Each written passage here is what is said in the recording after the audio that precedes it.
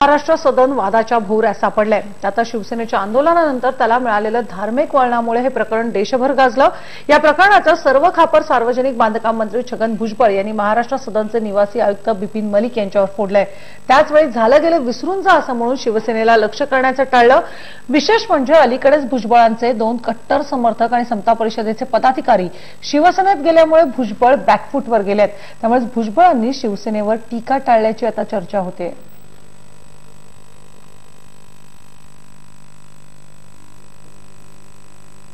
महाराष्ट्र सदनाच्या बाबतीमध्ये तिथे असलेले जे एक अधिकारी आहेत बिपिन मलिक त्यांच्या अडेलतट्टू भूमिकेमुळे हे सगळं प्रकरण जे आहे उभं राहिलेलं आहे।